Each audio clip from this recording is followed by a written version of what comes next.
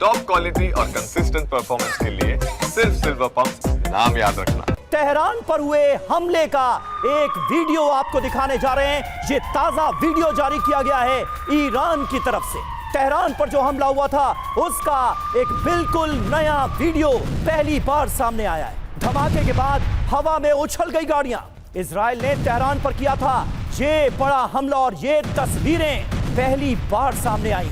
किस तरह से भीषण अटैक इजराइल ने ईरान की राजधानी में किया था, ये आप इन तस्वीरों को देखकर अंदाजा लगा सकते हैं कैसे भीषण धमाके थे। पहला धमाका होता है और उसके चंद पलों के बाद दूसरा धमाका होता है जिसमें गाड़ियों के परखच्चे उड़ जाते हैं। तो ये तस्वीरें यहां पर बिग वॉल पर, इंफॉर्मेशन वॉल पर भी रवि हम दिखाना चाहेंगे क्योंकि ये वाकई हाहाकारी तस्वीरें।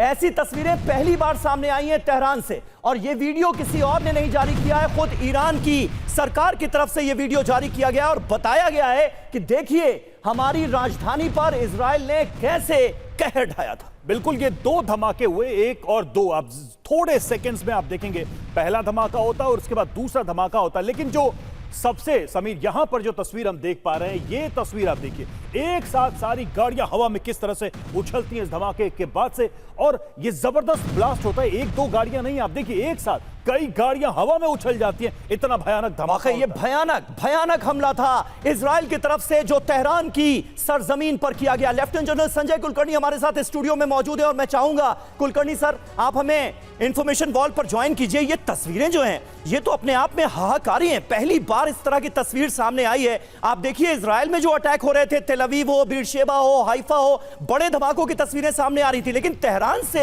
ऐसी तस्वीर पहली बार सामने आई है। क्या लगता है आपको इन तस्वीरों को देखकर? देखिएगा समीर, जिस प्रकार से मोसाद कंप्लीट इन्फिल्ट्रेट कर चुका था ईरान के अंदर, और ये तभी हो सकता है जब अंदर से पूरी मैसेजेस इंफॉर्मेशन इजराइल को जा रही थी, और ये पिन पॉइंट प्रिसिजन अटैक जिस प्रकार से बिल्डिंग्स पे हो रहे थे, हो सकता है उनको इजराइल को किसी ने खबर दी हो कि उनके न्यूक्लियर साइंटिस्ट वहाँ पर हैं, या उनके मिलिट्री कमांडर्स उधर हैं, या कुछ ऐसे लेबोरेटरीज उधर हैं जिससे ये तब्दील।